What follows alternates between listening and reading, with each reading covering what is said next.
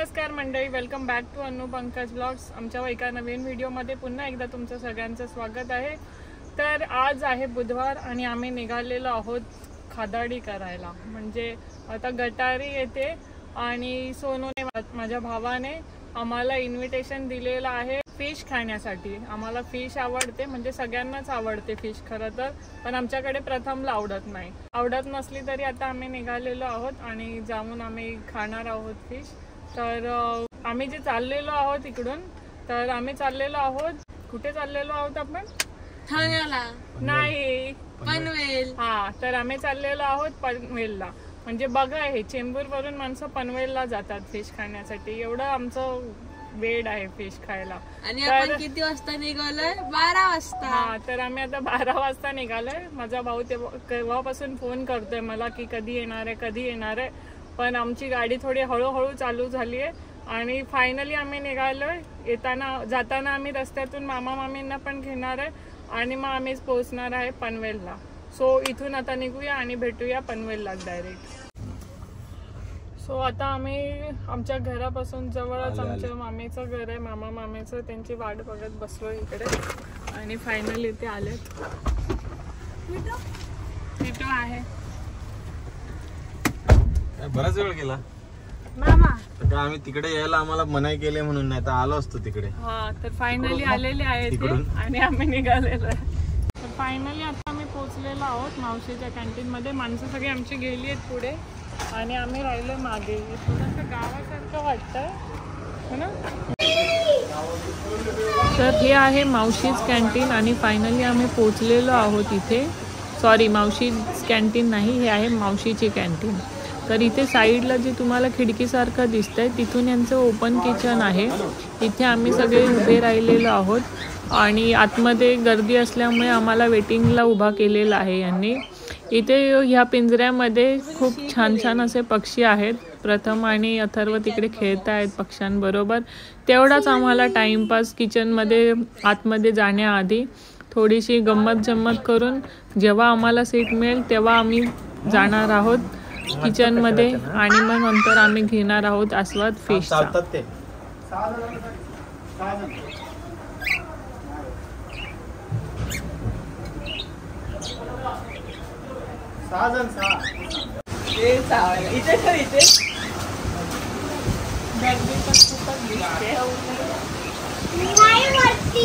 एवढ्या गर्दीची अपेक्षा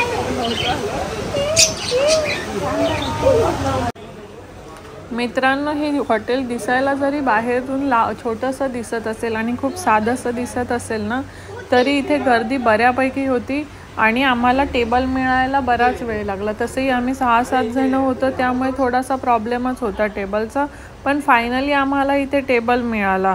आणि इथे जो एक सुगंध ह्यांच्या मसाल्यांचा जो दरवळतो आहे ना, त्याने आमची भूक भरपूरच खवळत होती आणि आपल्या ताटात नक्कीच काहीतरी छान येणार आहे ह्याची आम्हाला गॅरंटी क्षणोक्षणी मिळत होती। मग चला, आता वेटिंग तर आमची सुरू आहे, कधी येणार फूड ह्याचं आम्ही वाट बघतच आहोत आणि बघूया कसं आहे ते।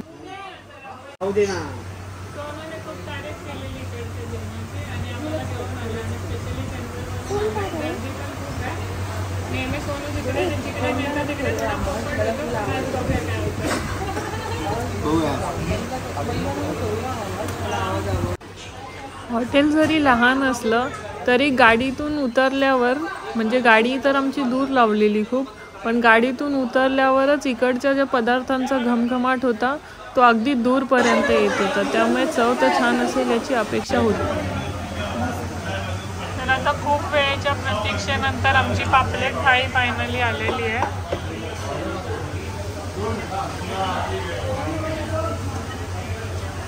आता 4च प्लेट आलेले आहेत। हा, 4 प्लेट आलेले आहेत।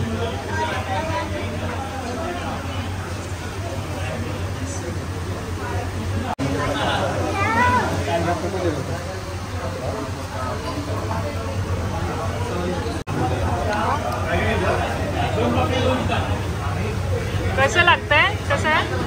आवडला तुम्हाला? तुला तर आवडलंच आहे। प्रथम, तुला कसं वाटलं? प्रथमचं चिकन आहे।